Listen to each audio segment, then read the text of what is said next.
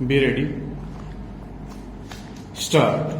The SSC, a cooperative society engaged in the business of providing credit facilities to its members and marketing their agricultural produce, invested the surplus funds in short-term deposits with the banks and in government securities and earned interest thereon. Stop.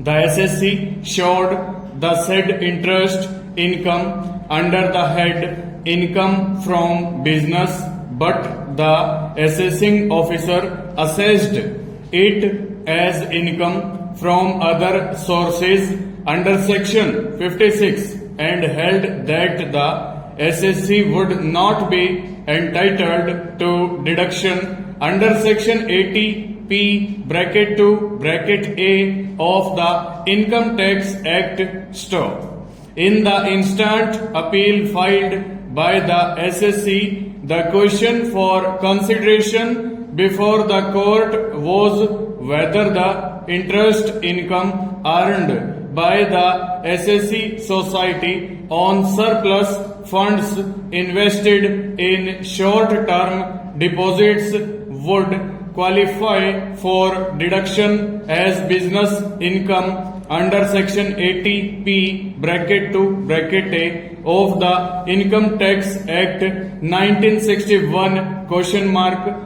Dismissing the appeals, the court held an income which is attributable to any of the activities specified in section 80P bracket 2 of the Income Tax Act 1961 would be eligible for deduction. Stop.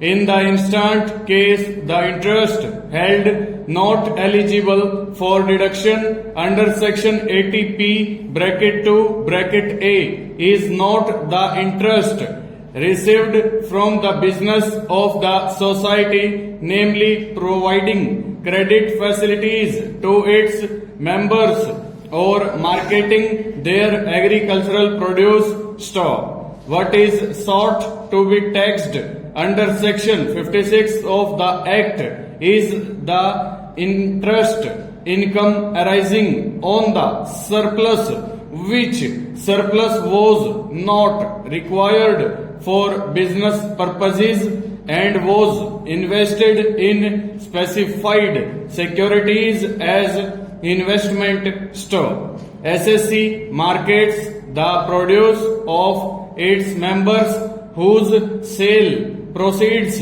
at times were retained by it. Stop. Since the fund created by such retention was not required immediately for business purposes, it was invested in specified securities. Stop. Such interest income would come in the category of income from other sources and therefore would be taxable under section 56 of the Act as rightly held by the assessing officer. Stanza. The word income has been defined under section 2 bracket 24 bracket small I of the Act to include profits and gains. Stop.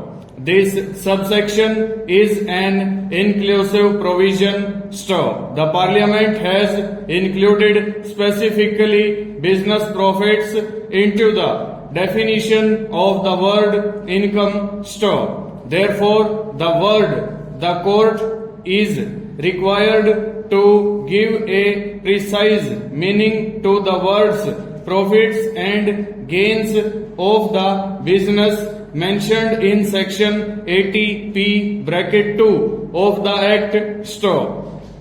In the instant case, SSC society regularly invests funds not required for business purposes.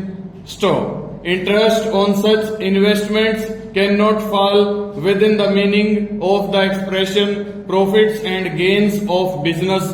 Full stop. Over.